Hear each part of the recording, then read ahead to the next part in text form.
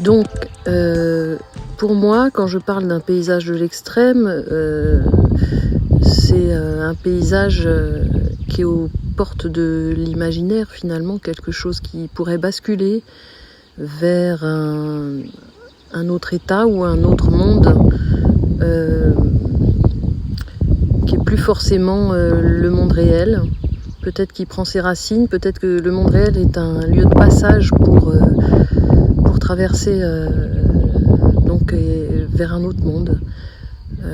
C'est en ça que j'appelle paysage de l'extrême, et en parallèle et en même temps, je dois dire que implicitement ça m'a mené vers un pays qui est très extrême par notamment ses températures, cette quantité de glace,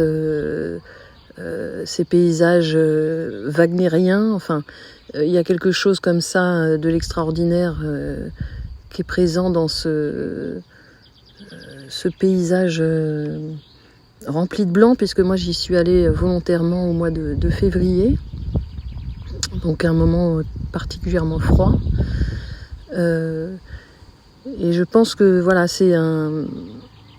espace comme celui-ci. Bon, celui-ci, il m'a été quand même dicté par des lectures, par des images qui me sont venues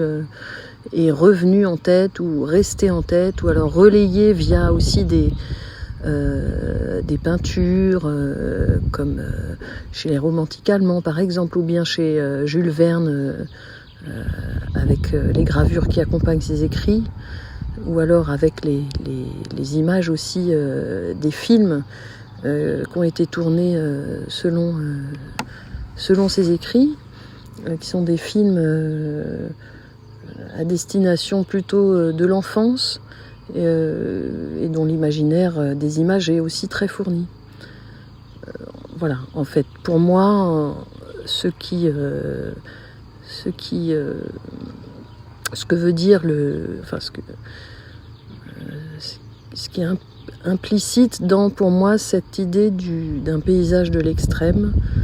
et par rapport à cette série notamment, mais qui revient aussi, cette question-là finalement revient aussi pour moi dans beaucoup de mes dernières séries, dans les Nocturnes, et puis aussi dans une nouvelle série autour des grottes